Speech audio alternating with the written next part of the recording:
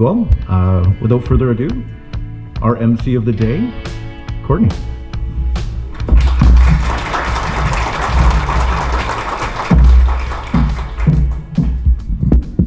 Okay, good morning everyone. It's great to see some familiar faces and some new ones as well. Before we officially get started, I'd just like to talk a little bit about a organization that's really close to our chapter. And I'm actually going to bring somebody up to talk about it even more in depth, but we'll be selling 50/50 tickets today, and half of those proceeds will be going to the Special Olympic truck ride.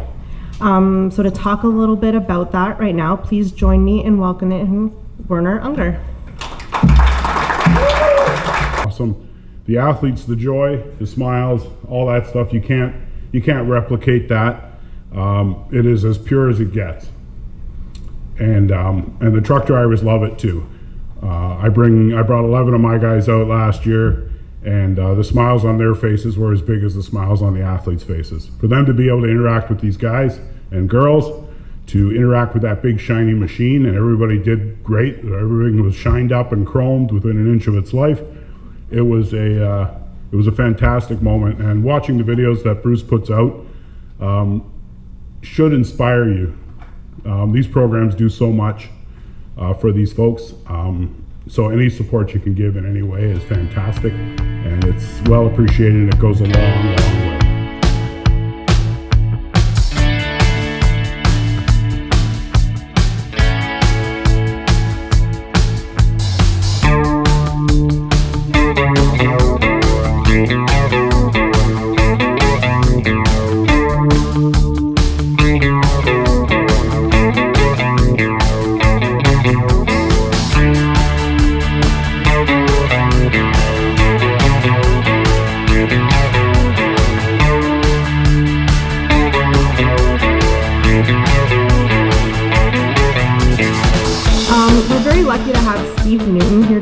On culture best practices. Steve brings real-world experience on what strong culture actually looks like, and not just what we say it is, but what people do when no one's watching, especially when compliance isn't watching. This session is going to set the tone for the entire morning and probably spark a few, we should really be doing that conversations, which is great, and that's why we're here. So with that being said, please join me in welcoming Steve Newton. Safety has to go beyond rules, and I've heard this many times in organizations where we follow the rules, we're compliant. You got to go past that, because I can follow all the rules and that doesn't make me a safe person or make me a safe carrier, unfortunately. And again, I'm not here to say you got to be well over, but to me it's different. There's following rules, and then there's the behavior. The behavior is going to get you the results. Following the rules might get you halfway there.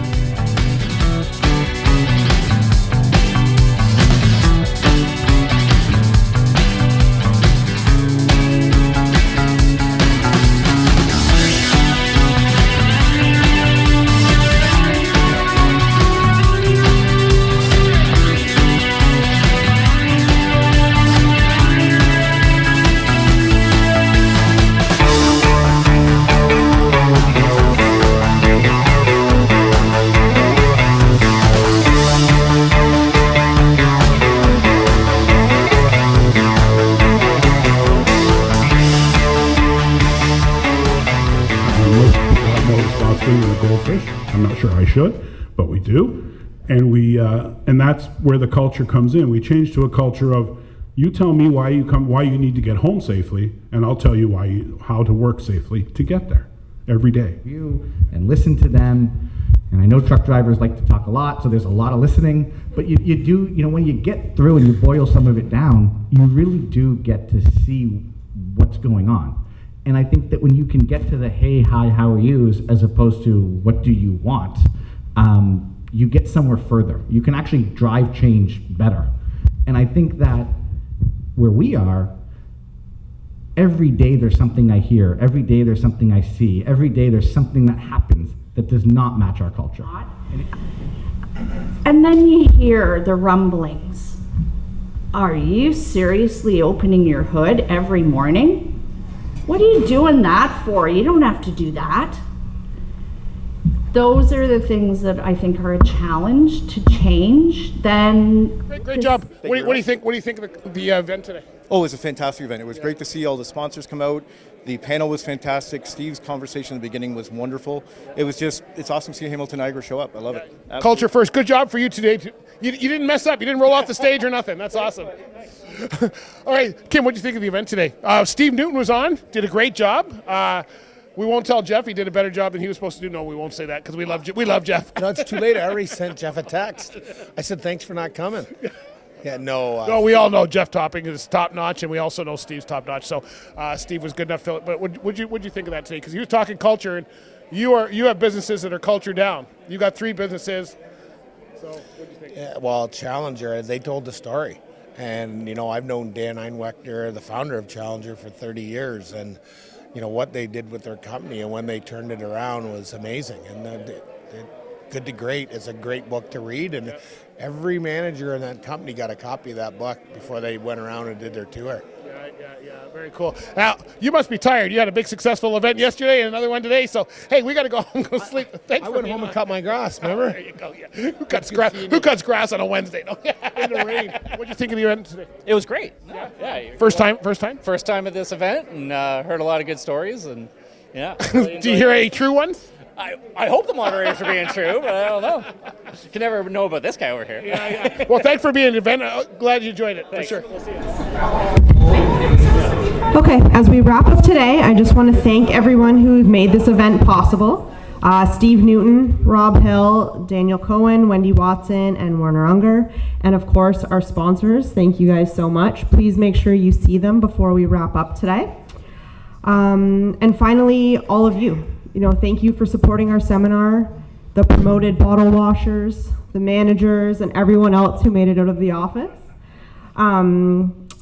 I have good news and I have some bad news. The good news is that we've raised $655 so far for our 50-50 draw.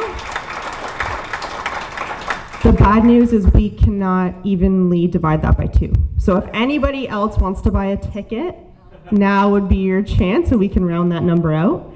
If not, we will proceed with our draw. I'll take one. Yeah, there we go. Yes. We're up to 660. There you go, Skipper. Thank you. Okay, so we have 703-618-55. Congratulations. Got it back there. Congratulations.